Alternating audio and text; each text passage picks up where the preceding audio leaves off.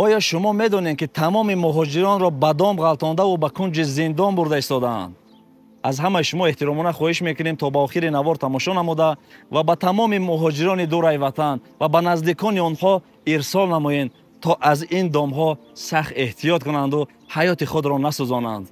شرکت زیارت شاپ با حجامه و داروهای گیاهی و اینچنین طبابت گیمری در شهر مسکو تمام داروهای گیاهی با نرخ‌های دسترس شما میتوانید خود حاضر فرمایش دهید تحویل به تمام شهرهای روسیه و اینچنین به تاجیکستان وطن عزیزمان به شهر دوشنبه. یکی از نماینده‌های شرکت زیارت شاپ برادر عبدالله. بله.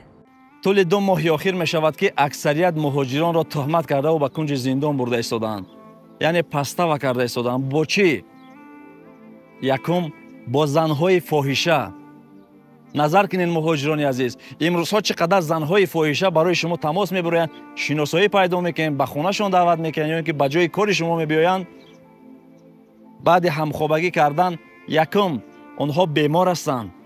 دوم شما را بعد همون همخوابگی همچون تجاوزکار آمده کارمندان حفظ حقوق برده و شما را به کنج زندان میشینوند. این الکی 1 نفر 2 نفر نیست، چندین نفرها شد، چندین مادرها شد که مراجعه دارند که فرزند ما را با همین چیز تهمت کرده و برده ایستند. آنها فاحشه‌هایی هستند که هزارها شخصیت با آنها همخوابگی کرده است و شما که 1 مرتبه با آنها همخوابگی میکنین شما را همچون تجاوزکار میزنند. احتیاطکار باشین از اینها. اینها از زمان حضرت موسی علیه السلام استفاده برده ایستادند. بلعام پسری با او را از نسل لوط علیه السلام بود در زمان حضرت موسی که اسم اعظم الله را میدانست و میگه هر کسی که اسم اعظم الله را داند هر دعایی کند به شک دعاش اجابت است.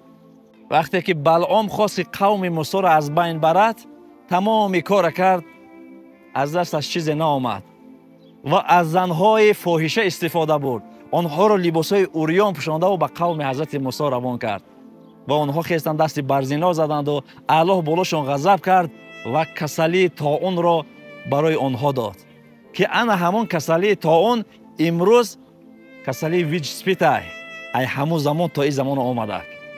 از همین سخت احتیاط کنین. و دوم از همه شما احترامانه خواهش میکنیم به کرته کسی مبلغ نگذرانین. ببینین که آنها خودمانه با خودمان شکست داده ایستادند، یعنی که از خودمان خودمان استفاده برده ایستادند. اکثر مردهای بیناموسی که با آنها همکاری کرده و برادر تاجیک خودش پسته‌وا کرده و به کنج زندان میبرد برای 2 سمپل. این خیلی حالت خیلی زیاد شدگی است و از شما احترامانه خواهش میکنیم با کرته هیچ کس مبلغ نگذارونید. وقتی یک شخصیت میبیاد با دست پول میتیه میگه امیر بگی و در کرته ما پرتو نکنین نمیکاره. باور بکنید شما نمیدونید که او کیه و او کرته از کی است. با کجا پرتوفتین شما نمیتونین. وقتی میپرتوین در حال اومده شما را میبردارن که تو به فلان جا مبلغ گذاشتی یا که به فلان جا مبلغ گذراندی. از همه شما احترامانه خواهش میکنیم این نوار را به کل مهاجران و خش اقربای آنها ارسال نمایید تا همگی از این چیز آگاه شوند. و در اینجا میخواهم یک خبر خوش را به همه مردم سربلند تاجیکستان رسانم.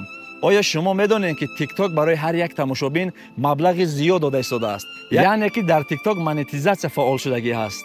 به زحمت اگر خواهی که از تیک تاک مبلغ به دست بیاری با این همین رقم ها مراجعت کن. برادر من همگی با نرخ 100 سومانی تیک تاک از ساخته برای شما روان میکند و شما میتوانید که مبلغ خیلی زیاد به دست بیارین. در اینجا شرط نیست که خودتان نشون تین یا که یکم منظره زیبا را نشون میتین یا که یکم عکس گذاشته صدا میگذارین. هر چیزی که در تیک تاک میگذارید از اون مبلغ زیاد به دست میارین.